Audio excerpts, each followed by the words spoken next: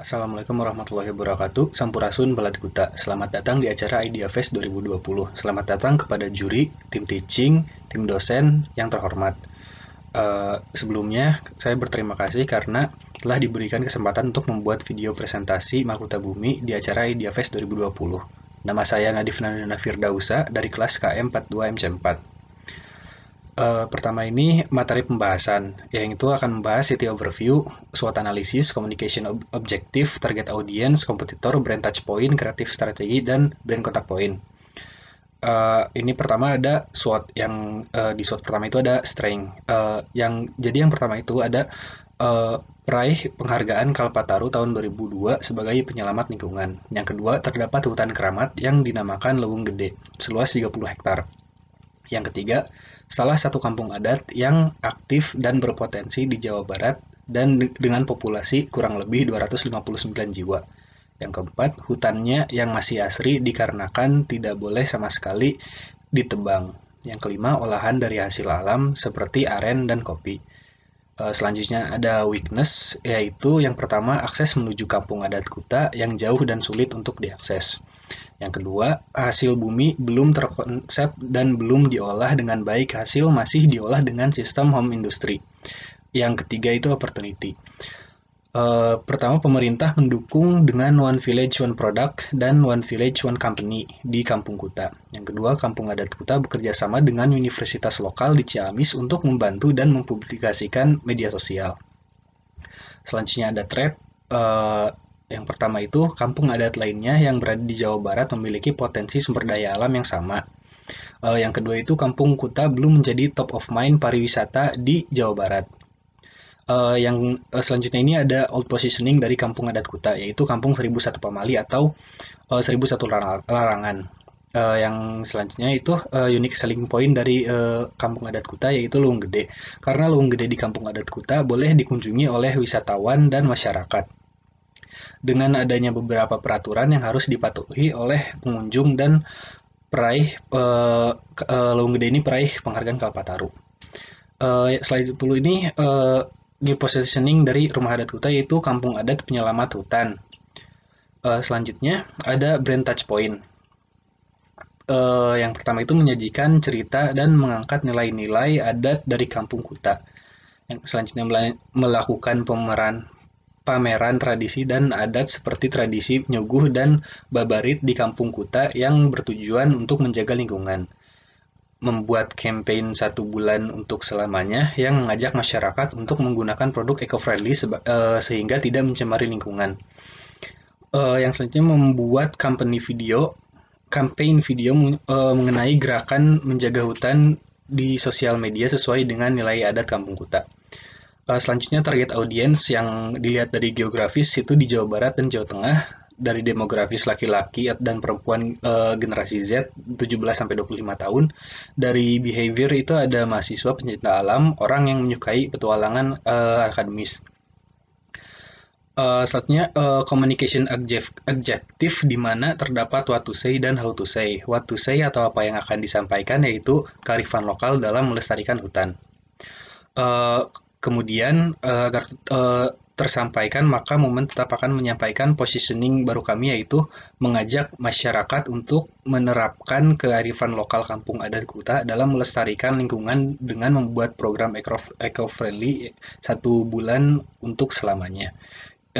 Yang kedua, mengedukasi masyarakat mengenai kebiasaan Kampung Adat Kuta, menjunjung tinggi kearifan lokal dan melalui pentas seni pada event Urban Village 2020.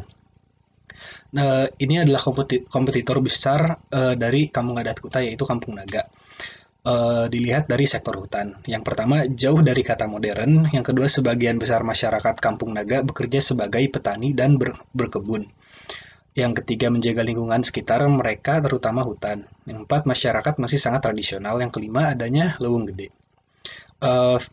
Ini adalah logo mahkota bumi. Yang pertama itu konsep dari mahkota. Asal-usul geografis kota dikelilingi oleh tebing dan akhirnya berbentuk seperti mahkota. Dulu sempat disebut dengan mahkota.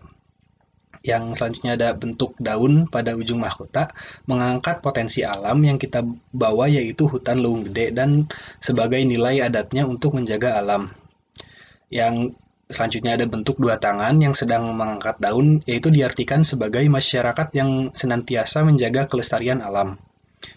Yang kedua garis bawah mahkota bumi, yaitu penyangga alam yang diartikan sebagai manusia memiliki kewajiban untuk menuruti nilai-nilai alam yang berlaku, yaitu manusia membutuhkan alam sebagai begitu pula sebaliknya.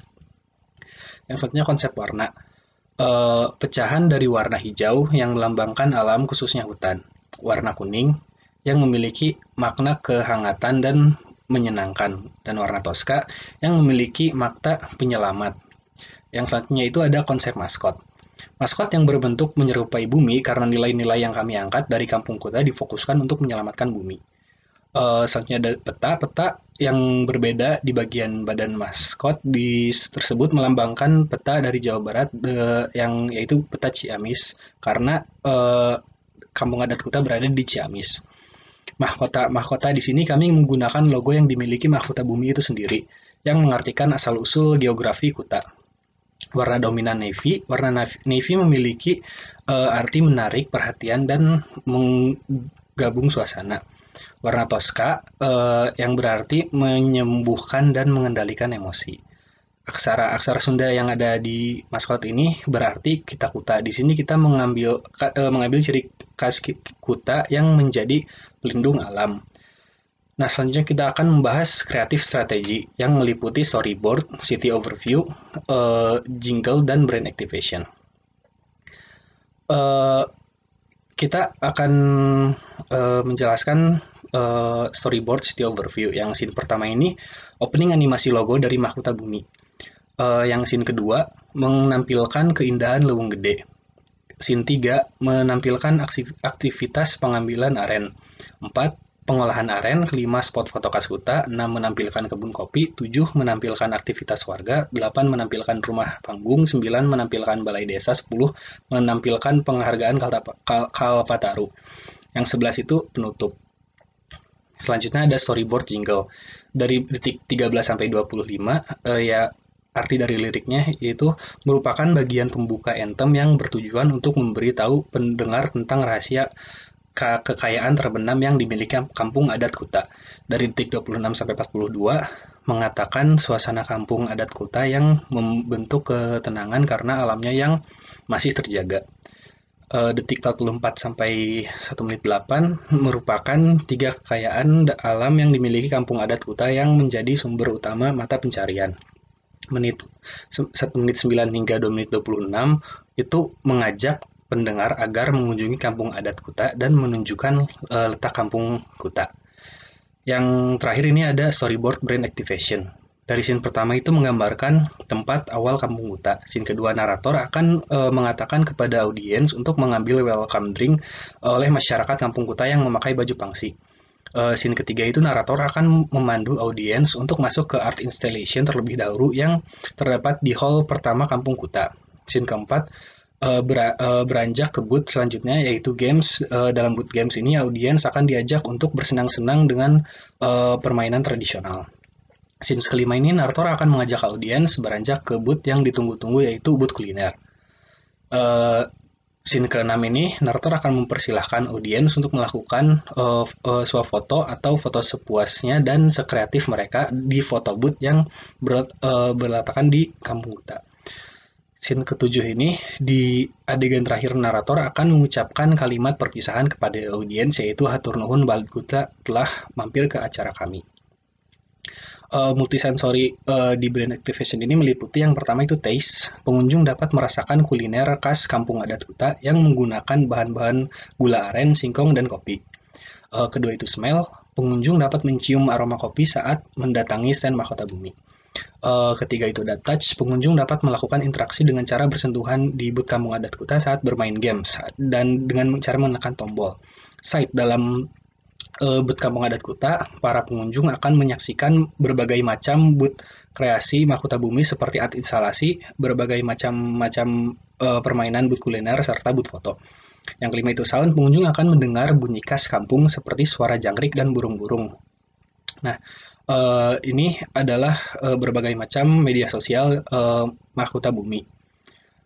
Eh, Terakhir, tagline mahkota bumi itu kataku kita kuta. Selesai sudah pembahasan materi mahkota bumi. Saya, Nadif Nandana Firdausa, mengucapkan terima kasih dan saya juga ingin meminta maaf jika selama presentasi ada perkataan dan perilaku yang kurang berkenan. Hatur nuhun.